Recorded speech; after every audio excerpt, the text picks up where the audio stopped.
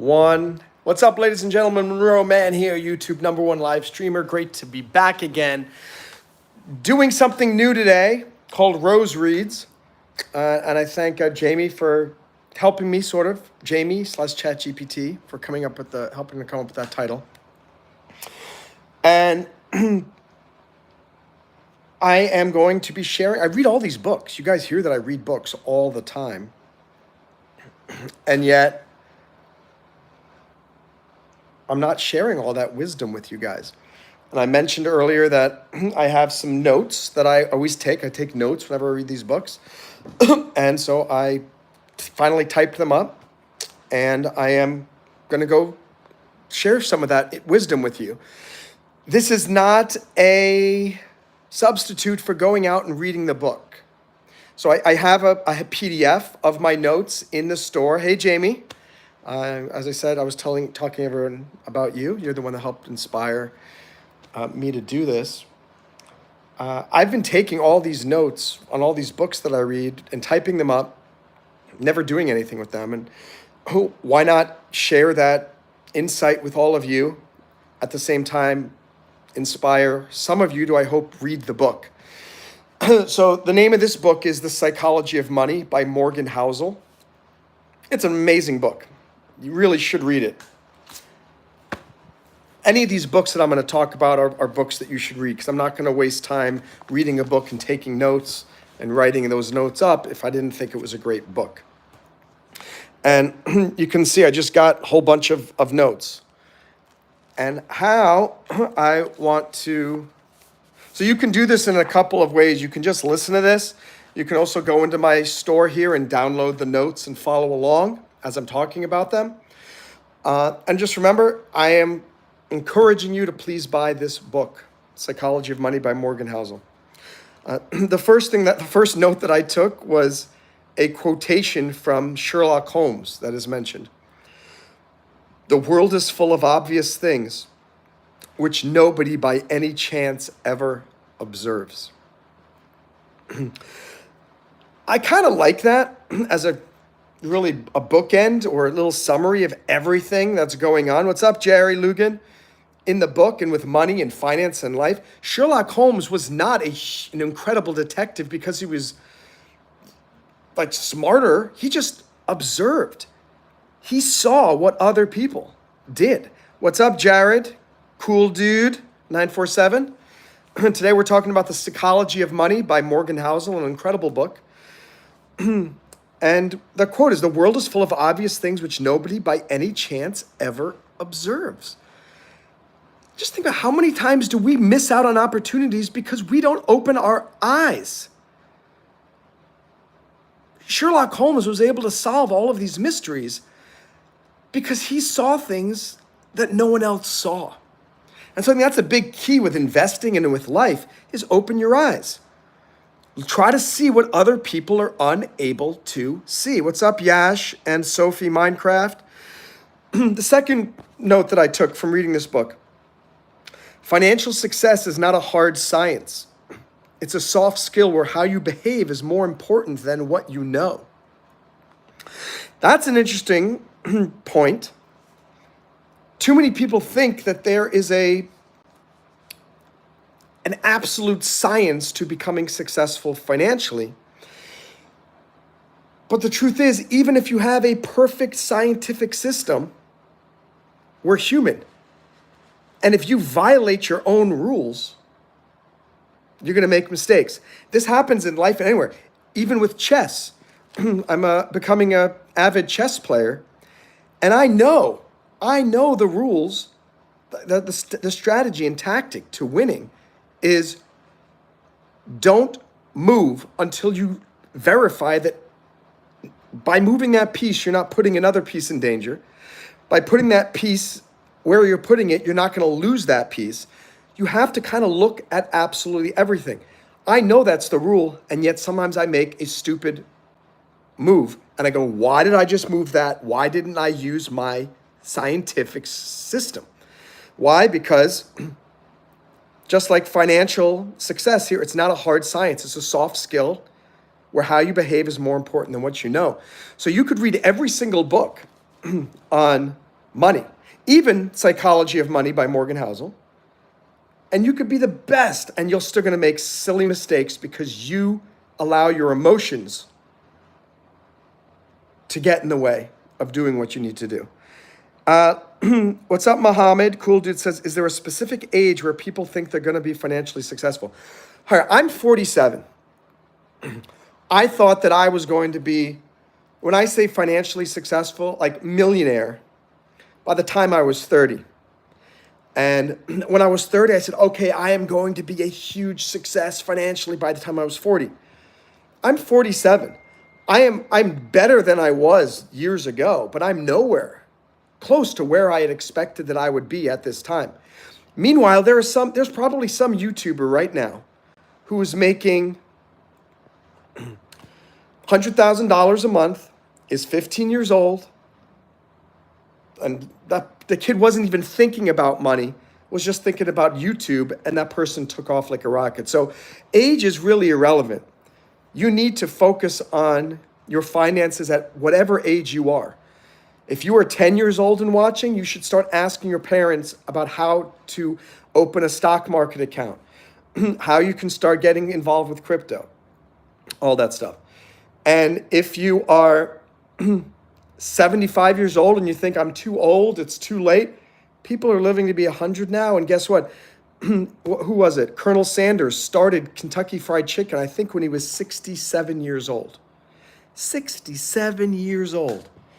So don't think that you're too young or you're too old to financially change your life. By the way, as a reminder, you can download the notes that I took from reading the book. It's in my YouTube store. It's for free. I'm not trying to make money off of it. I'm just trying to educate you and guide you to become better. Third note, no one should assume that others are influenced by the same incentives that they themselves are. What's up, Jace? Good to have you back. That's a really interesting thing. We all tend to assume that everybody operates in the same way that we do. Why didn't that person do this? Why didn't that person act that way? Well, because you're assuming that that person is you and would do things in the same way that you would. And life isn't like that.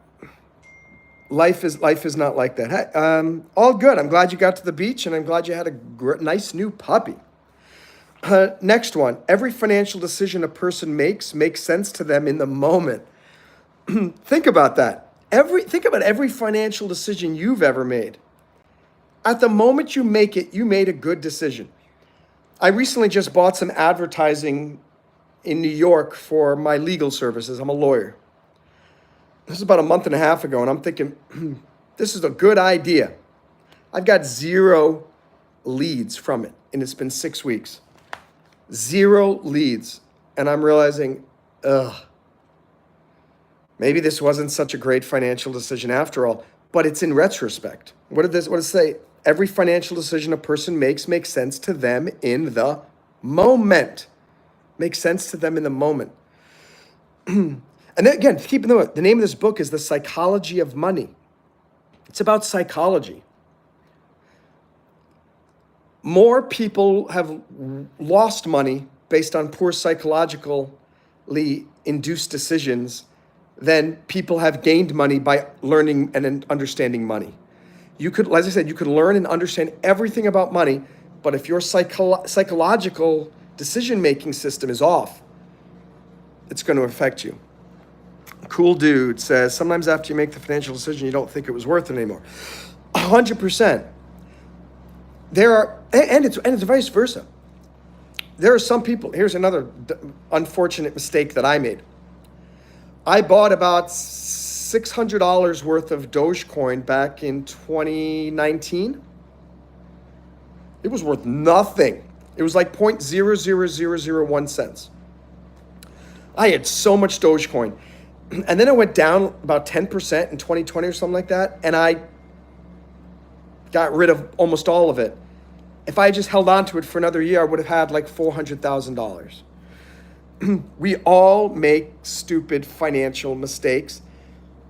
The best thing that we can do is learn from them. Don't wallow in them. Don't kick yourself and go, I'm such an idiot. If the money's gone. If the money's gone, the money is gone. There's no reason to beat yourself up about it. Live and learn. How you doing, Jared? Jared and Kimmy, how are you? So, yeah, Jamie, I hope you're feeling better. And Jared, yes, of course, everybody should invest. In fact, Jared, you're investing right now.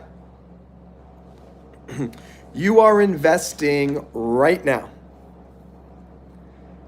Why? You're spending time listening to me tell you why the book Psychology of Money is a good book to read. Why you should subscribe to my YouTube channel. Why you should click like. You are investing time. People don't realize that you can invest both time and money. You can invest both time and money. And right now, you are all investing time. If you're watching this, even if you only stay here for 30 seconds, you invested 30 seconds here. And so that's what you need to determine. Where is the best place for you to invest your time and money every single day? By the way, I'm just reading through some notes that I created after reading The Psychology of Money. You can download this PDF for free in my YouTube store. And I encourage you to please read the book as well. Next thing that I took from the book. Before World War II, there was no retirement. People worked nonstop until the day that they died. The Roth IRA only came around in 1998, and the 401k in I think it says 1978. I believe that's correct. But you think about that. I mean, everyone thinks about 401ks and Roth IRAs and you hear about it and you think that they've been around forever. No, it hasn't been around forever. People never retired before World War II. You worked and you worked and you worked and you worked and then you died. But then they decided, I guess there needs to be some type of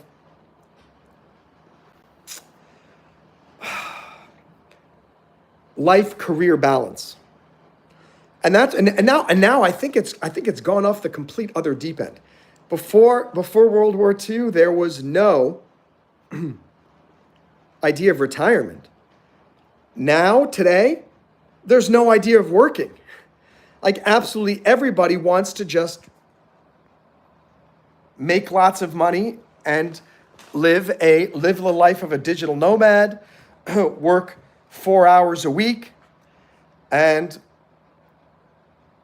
I think that's problematic too. I think it was problematic back during pre-World War II times. But it's also problematic today. Before, people wanted to work too much. Now nobody wants to work at all. And not good. Not good. That being said, meaning not good, here's the next thing I wrote down. Nothing is as good or as bad as it seems. My mom always used to tell me when I was younger, Monroe, nothing is ever as good or as bad as it first appears.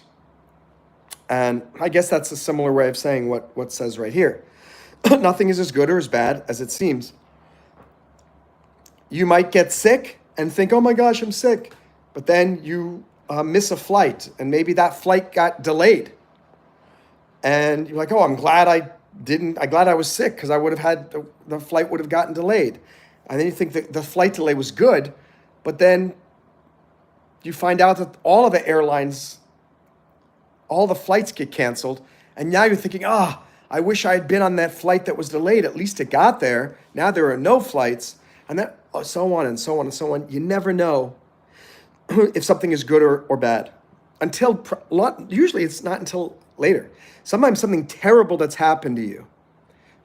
Oftentimes it's a relationship or a job that you didn't get or a relationship breakup or whatever. And at the time you're so angry that it didn't work out. And then later you find out, oh my gosh, I am so grateful that that this girl broke up with me. Or I'm so grateful that these people did not hire me. Nothing is as good or as bad as it first appears. And remember, all of these concepts, this is the name of the book is The Psychology of Money. I'm just sharing some insight based on it. And all of these are just little notes that I have found while reading it. I'm not going to get through all of them today. I'm just going to go through maybe this first page. Here's another note that I took from the book. When judging people's financial success, both yours and others, it's never, oh, we already got that. It's never, he said it again, it's never as good or bad as it first appears. We compare ourselves to everybody else and we look at everybody else's financial situation. To those people who you think their financial situation is perfect, I promise you it's not as good as you think it is. And when you look down at someone and go, oh my gosh, their financial situation is really bad, it's not as bad as you probably think it is either. Same thing for yourself. If you think your financial situation is perfect right now, careful. It's probably not as good as you think it is. And if you're crying on the floor in stress because of your financial situation, take a deep breath, because it's also not as bad as you probably think it is. Many of you may have judgments about me and my finances. If you think my finances are incredible, it's probably not as good as you think it is. If you think my finances are really bad, it's probably not as bad as you think it is either. Some notes. What's up, Elijah Figueroa? Kimmy says, you're trying to say things happen for a reason, seeing the gems in every challenge as an opportunity. Yeah, yes and no. I'm there. I tend to believe that things happen for a reason. At the same time, I think we have free will. So we also have to take responsibility for the decisions that we make. But there's always a silver lining in every cloud. And you can turn a bad financial situation into the springboard to something great. For example, there are people who have lost absolutely everything, every penny that he or she owns. Some of them have used that as a reason to be miserable and become an alcoholic and live on the streets and just give up on life. Other people have used that exact same situation to say, okay, there's nowhere to go from here but up. And they have ended up winning back or earning back every cent that they lost. So it really is based on perspective. And that's what I'm saying. Nothing is as good or as bad as it first appears. 100% perspective. Here's another nice point. When judging others, attributing success to luck makes you look jealous and mean, even if we know it exists. And when judging yourself, attributing success to luck can be too demoralizing to accept. If you succeed, you don't want to say, oh, the reason I succeeded is because I'm lucky. People say that a lot of times, but I don't think they actually mean it. And you'll see some movie stars or rock stars and saying, how did you get so successful? Oh, I'm just success and just lucky. The same thing when I was at my job where I worked as a lawyer for a year last year. They have a really big law firm, and I talked to one of the co-owners trying to get some advice, to help me with my life and my career. And I said, can you tell me the secret to how this company got as big as it did? And she said, oh, we're just blessed by God. And oh my gosh, I wanted to punch her in the face. I'm going, that's taking zero responsibility for your success. And that's a big cop-out, because it means that the reason that I am not a huge success in that sense is that I'm not blessed, that I'm cursed by God. I don't believe that the reason they succeeded is because they're blessed, and the reason that I am not a huge multi-million-dollar business owner is because I'm cursed. Doesn't make sense. Same reason. Why did those people on that airplane in South Korea, and in New Orleans, why did they die? Because they were cursed? I don't think so. Right? And why am I alive? Because I'm blessed? I don't think that's the real reason.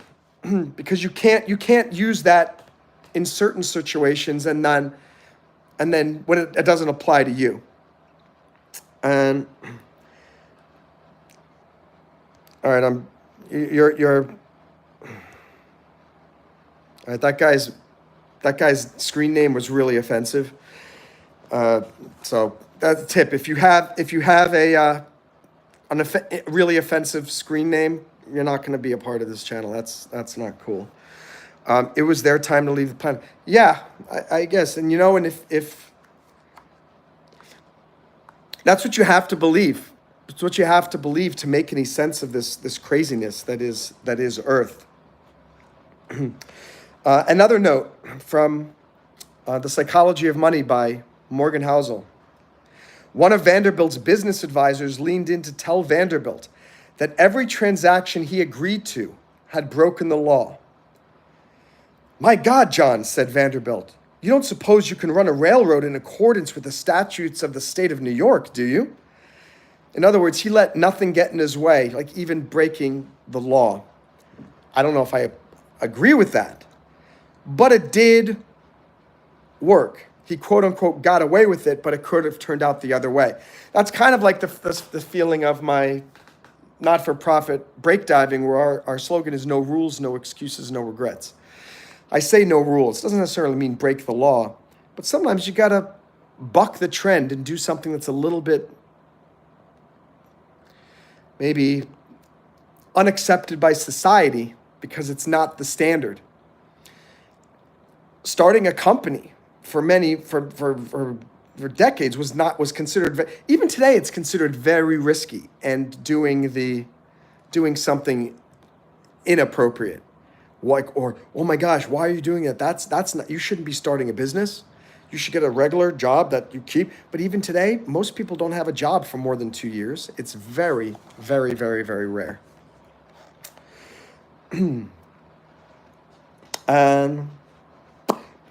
Moving forward with that, the line between bold and reckless can be very thin. The line between inspiringly bold and foolishly reckless, even thinner. People who bought Bitcoin back in 2017, they were either inspiringly bold or foolishly reckless. They were probably both. Those who held on to it were both inspiringly bold and foolishly reckless. It's worked out. If they didn't sell it, they are now multimillionaires. But if they didn't, they would have been labeled a loser and a complete fool. For example, he says, "We applaud Mark Zuckerberg, turning down Yahoo's $1 billion offer to buy his company." Why? Because Facebook ended up becoming a huge success, even bigger than Yahoo. But we criticized Yahoo's turning down of Microsoft's buyout offer. Why? Because it didn't turn out well. So again, it's easy to be a Monday morning quarterback. It's easy to look back and say, "Oh, that guy was so smart. Oh, that guy was such a financial genius. Or that guy was a financial idiot. How did he do that? How did that happen?" Whenever you buy an investment, a mutual fund advisor is required to tell you past performance is no guarantee of future results. The S&P 500 has between 10 and 15% rate of return every year. But does that guarantee that it's going to be the same in the years to come? Not necessarily. And I do think so. I mean, as long as I have faith in the United States, and I believe the United States economy is still growing and on the rise, especially since with the new president taking over on January 20th, I think the S&P 500 is going to skyrocket. But there is no guarantee. Past performance is no indication or guarantee of future results. Let me read the comments. Being worthy of success, love, and abundance is something to think about. Do you feel worthy to receive? Very good point, Kimmy. Jamie has goats, chickens, and a cat. Show us your animals. Yeah, I was telling Kimmy to show her cats. So maybe Jamie, that's a good YouTube short for yourself to get some views.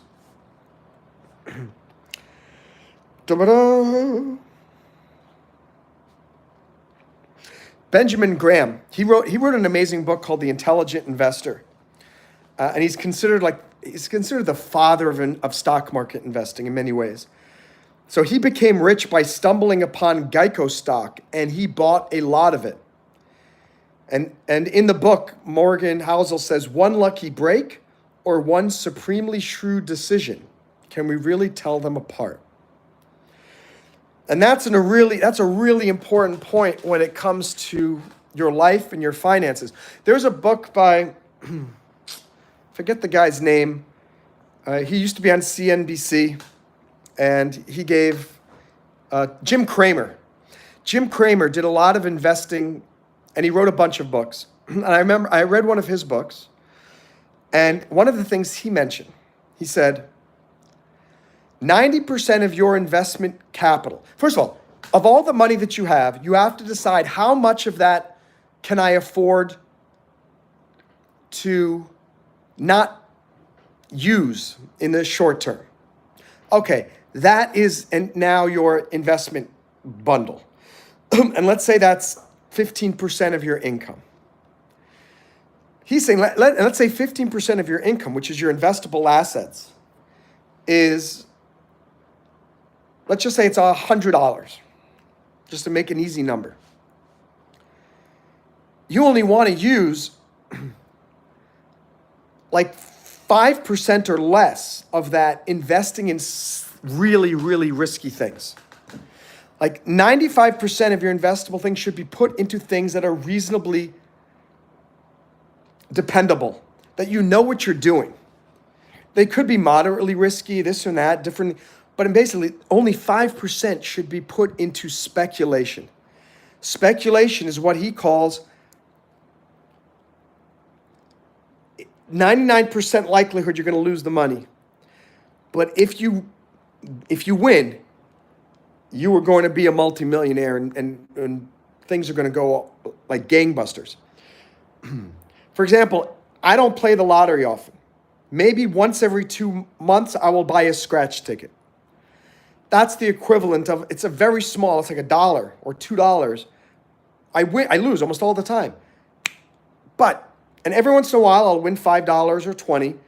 But if I win big, I could win $10,000. I could win $100,000, for example. So is it worth playing a scratch-off ticket every once in a while? Sure. It's speculation. It's fun. The same tactic when you're going to the casino. If you've got a total of $100 to invest, that's your 15% of your, then you should be at the casino, $5. $5. If you can invest every month $1,000, okay, then take maybe $100 or $50 to play at the casino.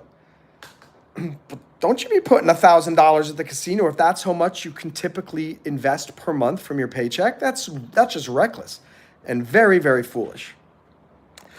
Hey Jackson, how are you? It's 28 degrees in Boston. It's 69, which is chilly for here. I really wish it were colder. It's Jared says people shouldn't spend money on stupid stuff. Jared, yeah, well, not necessarily. You can spend money on stupid stuff, but it should be 5% of the money that you've allocated for investments. And or if you want to spend, you can create a stupid stuff fund. So create a bank account and then create a savings account and call the savings account waste on stupid stuff. And let's say you make $100 per month mowing lawns. Take $5 of that $100 every month and put it into your stupid stuff fund. Thank you, Jamie. I appreciate that. 0.001 share of Monroe Mann stock. They put you on the board. And Jared, but I'm being serious. Here, let me just put this up here. 13, Jamie. Thank you. You are now a shareholder. A non-voting shareholder, mind you. But Jared, literally, if you want to spend things on stupid stuff, it's fine, but you have to make sure it's within your budget. If you make $5,000 this month and your expenses every month for living is $5,000, just for rent and car, blah, blah, and then you spend $2,500 on stupid stuff, well, that was pretty stupid. But if every month you set aside $250 to spend on stupid stuff, at the end of 4 months, you've got $1,000. At the end of 8 months, you've got $2,000. At the end of 10 months, you have $2,500 saved up in your waste on stupid stuff fund. Then you can buy stupid stuff without any guilt, knowing that you allocated for it. And people call it different things. My slush fund, my fun fund, my vacation fund, my stupid stuff fund, whatever it is. But you should, all of you, budget fun and speculation into your monthly expenses. You should not be taking money from things that need to go elsewhere and foolishly spending money. That's going to cause big, big problems. So, I think my discussion about psychology of money scared everybody away except Jamie and Kimmy. So Jamie, I guess this did not work as well as I had hoped. I had hoped it would get some more people in here. Let me see if there are any more things on the first page of my notes. Here's another note from The Psychology of Money by Morgan Housel. Consider the difference. Which of these is right? The customer is always right. Oh, Jared, you're still here. Thanks. Appreciate that. I hope you'll subscribe and click like. And we're only on page 1 of my notes, so I'm gonna do some more of these where I go to page 2, page 3, and whatnot. Which is right? The customer is always right, or customers don't know what they want. As an entrepreneur myself, and as I'm a professional YouTuber, guess what? I have customers. They're you guys. Is the YouTuber fan always right? Or do YouTube fans not know what they want? To me, the answer is both. On one hand, customers are always right, but the customers sometimes are wrong. So I had to block somebody on here. I don't know if you saw somebody's really offensive screen name. I don't want to see that every single time this guy comments on what some people would say, no, you want to keep as many people watching as possible. And spammers are good. I put up with spammers to the highest level I possibly can on this channel, but not if it becomes kind of gross and offensive. So the customer's not always right. And do the customers always know what they want? No. Sometimes I could do a poll and I could have 100 people and 90% say, like that. I've done a poll. I said, if I create a store on YouTube, would you guys buy things? And it was like 12 people said yes.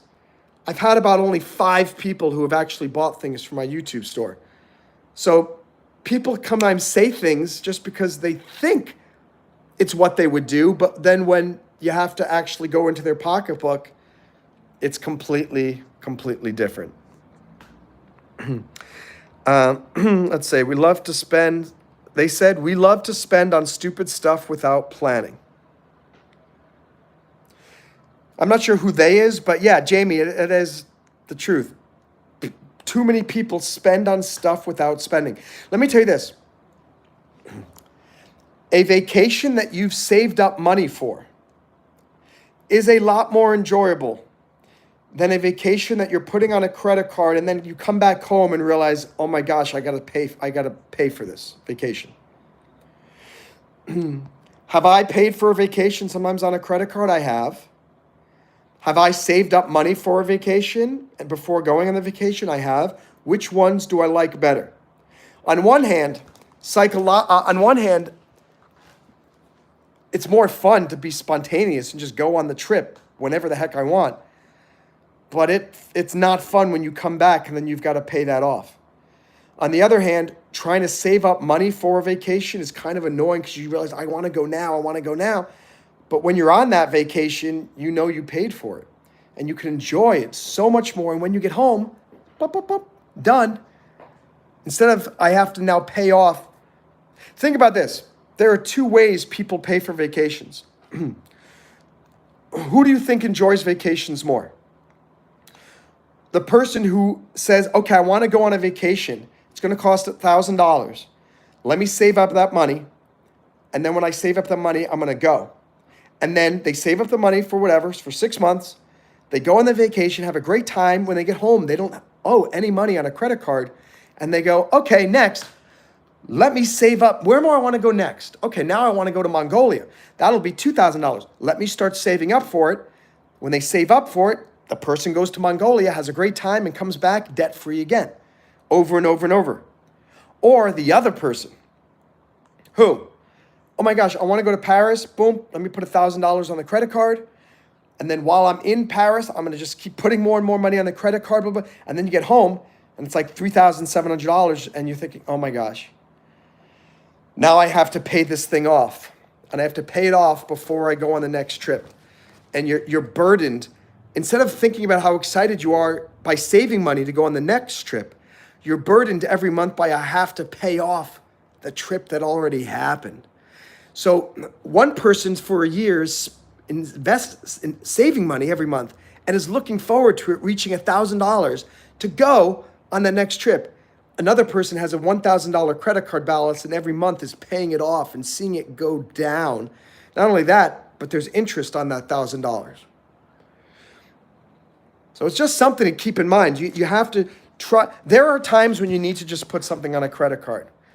But 9 times out of 10, if I can put something just on a debit card or take some money out of savings rather than putting on a credit card, 100%.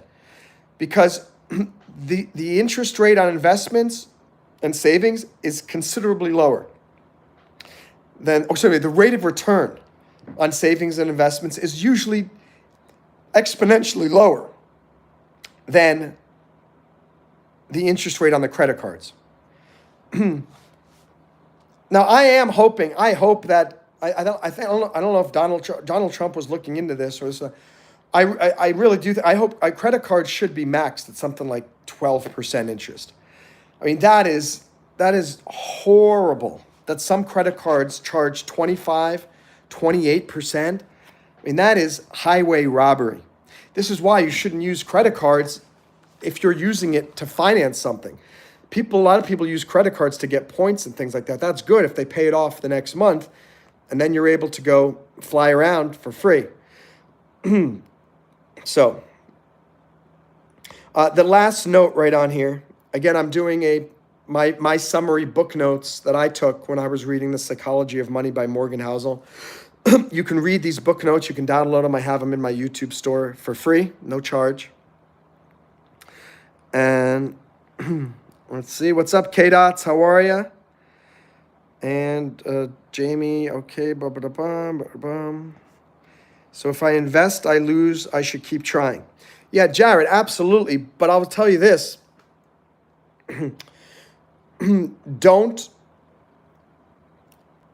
Don't learn by investing massive amounts of money. You don't want to invest $10,000 and lose it the next day and go, oh, well, that was a good lesson. Why don't you do $100? Watch it for a week. See how you're doing. Okay, if you start to lose it, you go, okay, good. I'm glad I didn't put all $10,000 into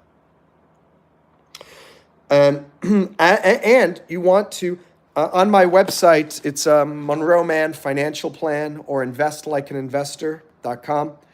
You can read the acronym investor that I have, Jacob or Jared, and it explains why you should be investing not just in one asset class. Don't just be investing in stocks. You want to invest in all of these asset classes. The I stands for intellectual property and insurance. N is never touch fund. V is venture capital. E is education. S is stock market. T is treasuries. O is your own business. And R is real estate. put your money, spread them around. Diversification is the key. And some people say diversification is the recipe for less than optimal returns. Even Ray Dalio, he is the number one hedge fudge. I invest in hedge fudges, and I love that chocolate goodness. He's the number one hedge fund investor in the world. And he explains that the key to their success in up and down markets is diversification. Because focusing only on one asset class is only good if you are 100% certain that that asset class is going to skyrocket. And here's the truth. No one knows.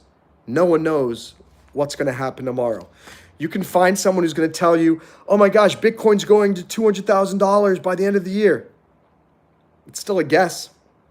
If it does, that person looks like a genius, but that person may have just guessed and just pulled the number out of a hat. I've talked to other people who said, dude, Bitcoin is going to crash by the end of the year. Do your own research, invest with small dollar values at first, learn. I don't like paper trading because I don't feel like you're emotionally invested. But there is one time when paper trading is helpful. It helps you to learn how to put the actual trades in. Paper trading means, let's say there's a company called Tasty Trade, which is really good for doing advanced options. And I just signed up with an account with them because I want to try to experiment with doing these option trades called iron condors and iron butterflies. They are complicated because there are 4 different trades you have to make on an iron butterfly. I do not want to make a mistake and not put in one of those legs of that trade correctly, and then I find out that I just lost I owe $20,000 or something like that. Or I did the wrong, I pressed sell an option when I should have bought sell a put when I should have bought a call. Paper trading is good to help teach you how to use the system and make sure that you're putting the trades in correctly. Basically, as soon as you start figuring out how to put the trades in correctly, start using your own money. But lower dollar amounts, like $10, $100, the lowest amount that you can, because that's a real trade. When you paper trade, it's not real money. And if there's real money not at stake, you don't feel it in your gut. You don't feel the heart palpitations. And remember, the first note that I took from reading this book, The Psychology of Money by Morgan Housel, right there. Wait, what was it? I don't know. No, it's not the one. What was I saying? I was just talking about the options trading and this and that. I don't know. But anyway, create an account on a stock market account and then do paper trading. Only to learn how to use their system. Jai wants to know how many times you've been timed out. Let's see. You have been timed out once. Only once. Kimmy loves chocolate too. You're a hot granny. K-Dots, I know you've been busy. We've all been busy. I totally get it. Your son had a baby. Congratulations, Grandma. That's very exciting. And Reese's is the best. K-Dots, Reese's are good. And Jay, that's good. I'm glad you're in the good books. You know, one of those good books to read is The Psychology of Money by Morgan Housel. If you want these notes, by the way, you can download them in my YouTube store for free. No charge, just so you can follow along next time. I'm going to do another one of these Rose Reads. I'm not going to do the same book every single time. I'm going to come back and forth. But the next time we come back to The Psychology of Money, we're going to be doing page 2, right there. And so, in general, I'll just give a quick summary. Thank you for joining. I hope if you haven't, please subscribe. Please click like. And that's great, Jay. Remember, they're my notes of a book written by Morgan Housel. They're no substitute for the book. because when you read the book, you're going to find different insights about the book that are going to help guide you. I'm trying to just inspire you to think about finance, think about investing, and consider buying that book by Morgan Housel. It's called The Psychology of Money. Yeah, I did a little workout this morning. Thank you, Jay, for the watch hours on break diving. Jared says, if I spend $20 out of 100, should I spend the rest on needs? Jared, you're looking at it backwards. You need to first figure out what are your needs, and then make sure those are covered, and figure out how to reduce your expenses on your needs so that there is 10 to 20% left over every month that allows you to invest. That all being said, I have all my investments, 90% of them on autopilot, at least with the stock market and crypto. It just buys every day or every week or every month on all the different exchanges that I have. Because if I wait to have enough money to feel like I can afford it, I'm never going to feel like I can afford to invest. So I recommend that you find, and also, Jared, it depends on how much money you're making. You said if I spend 20 out of 100, should I spend the rest on needs? Well, it depends. How much money do you have total? How much money are you making every month? Is that, there's a lot of variables here that are involved with this. My point is, don't overinvest beyond your expenses. But your expenses shouldn't be so high that you cannot invest. Every single person wastes money every month on stupid stuff. Like I said, if you go to Starbucks once a week for $5, change it. Go to Starbucks for the first 3 weeks of every month. And then on the last month, you celebrate by investing that latte of value of $4 into the stock market. You've got to get into the habit of stop spending money on things that you do not really need. People say, no, I need my Starbucks every morning. Okay, that's fine. But for me, my need to invest and save money is far higher than my need to do other things. I love to travel. But if I don't have the money to travel, I'm not going. I'm not going to put myself into financial duress like I have in the past, simply to satisfy some immediate need, which is really a want masquerading as a need. Jamie says, did my review of your book ever post? Oh, let me see. Was it on Amazon, Jamie? Let me go look on Amazon and see. I wrote a book. I wrote many books, and Jamie bought it, and she said that she left a review. I imagine it's on Amazon. Let me search. Romantic.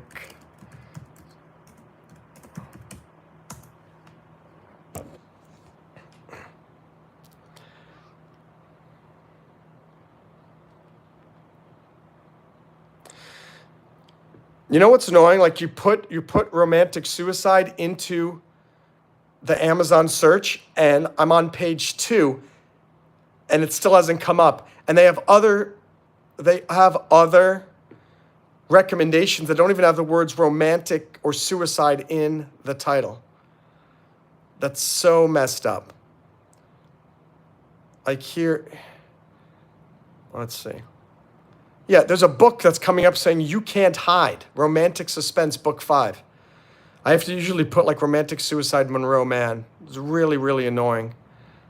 I'm on page 5. Still can't find it. I always do this sometimes just to see if I start to come up in the search results, and still no. Now they're showing Christmas ornaments. I wonder if it even comes up at all. I should probably go to the search results and then work up my way backwards from it. I mean, look at this. None of them are my book. Let's see. Endless Love came up before mine.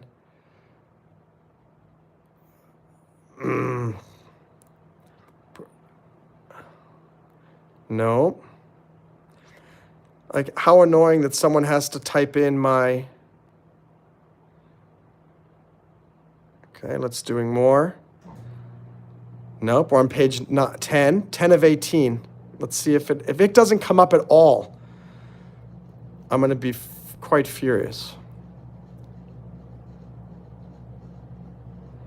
So far, no. No. Page 12. Oh, now there's 20.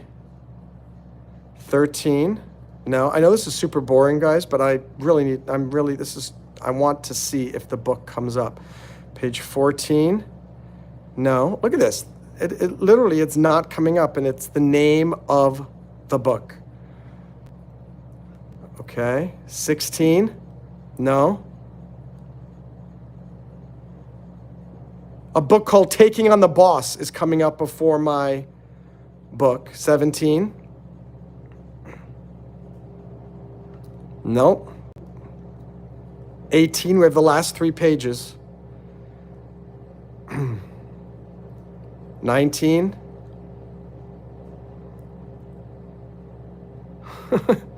This is really funny.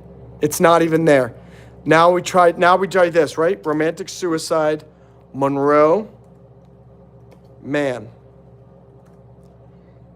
Watch this. Oh, there's the book. Unbelievable, right?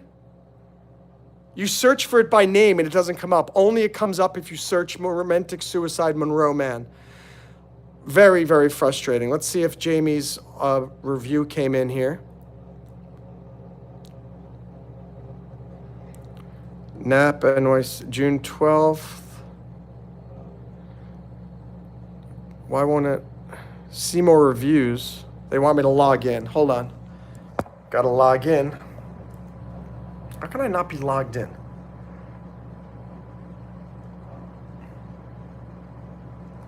Okay. Oh, it's sending a message here to my phone. Hold on. Oh, where's my phone? Over here. 629-897. Okay, 1 second.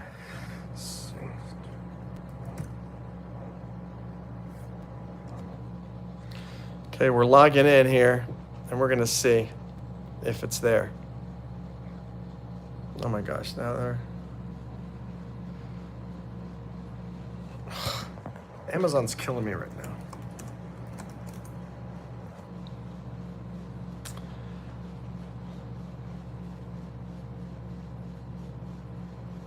Let me see if there's a... All right, here, let's see if there's a review from... There's Nappin YG G-Man.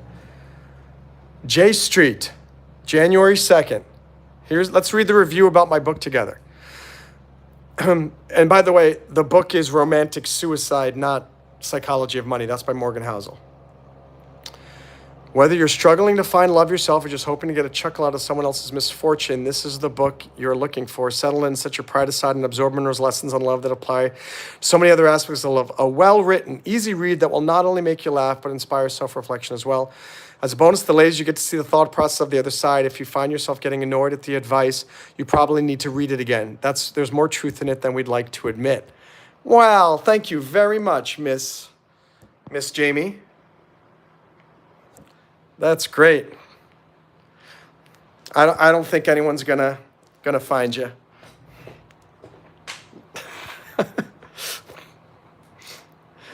She loves, now my name's out there all over. You put your name on there. It was already on the internet before I mentioned it right here.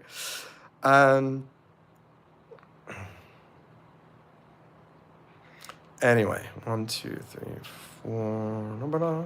Okay. Oh, that's that same thing messaging me. All right, so anyway, we had a nice time with... Yeah, it is a great review. Thank you very much, Jamie. I appreciate that. And let me see, we're going to see your password and the reflection of your eyes.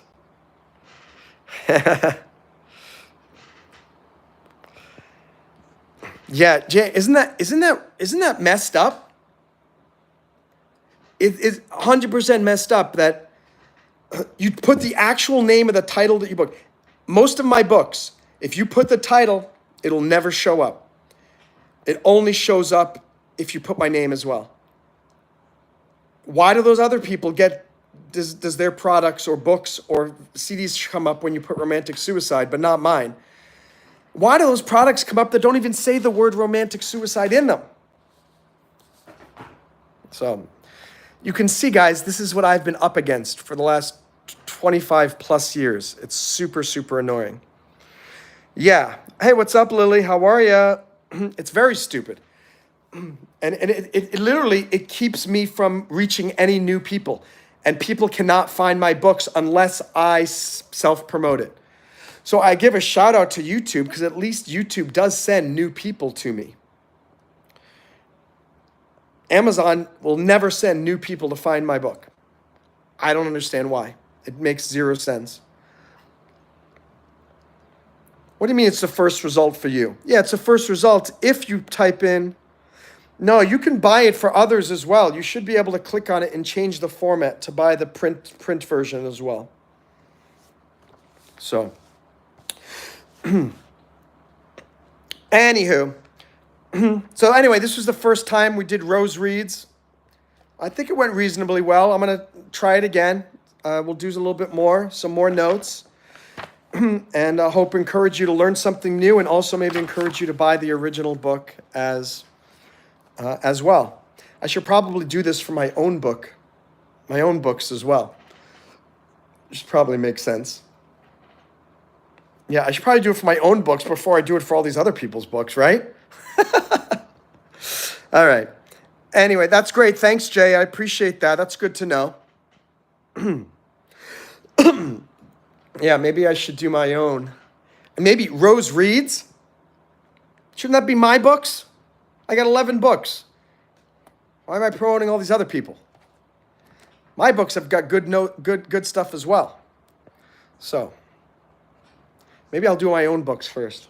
Or maybe I'll do one book mine, one book somebody else's. One book mine, one book somebody else's. I'll go back and forth. So maybe the next Rose Reads will be about one of my books. Thanks. Glad you agree, Kimmy. Thank you, guys. Appreciate it so much. Good to see you. I'm going to do a break diving study hall right now. I got to get some actual work done. So you're welcome to come join me on the break diving channel. I'm going to be doing another live stream on the break diving channel starting in about 2 minutes. Hope you will come along and join me. Join me for that ride. Catch you guys soon. What rhymes with J? Hey. Tay. Lave. What's up, Bobby? You're not a 1 month yet. You're an N. Which means this is the first time you've got a membership. You'll be a 1 next time. May is good too. We got a boy in the house. He was born in May. He's a fellow YouTuber. His name is Jay. The name of the channel is Break Diving. BREAKDIVINJ. G. We got Bobby, and he likes to pay. And there's a little doggy that it likes to lay down on the floor when he's tired in the sun. But here on Monroe's channel, we're going to have lots of fun. No, we don't need to use that word. We don't need to use that word, or even the one that rhymes with Yeah, break diving, BREAKDIVING. You can search for break diving.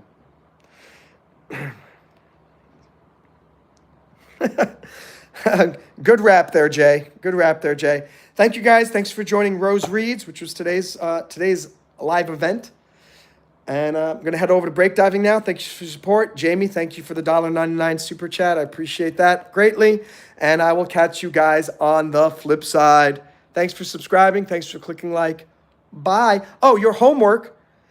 Get one friend to subscribe to my channel. The channel will not grow just by YouTube sending people. Don't be lazy. If you support me, then you should be confident enough to share one of my videos with a friend, or to share my channel with a friend and say, hey, check this out. Please subscribe. He's got awesome live streams, awesome music, awesome comedy, great inspiration. I can't do this alone. So I'll do my part. You guys got to do your part. Thanks, guys. Talk to you later.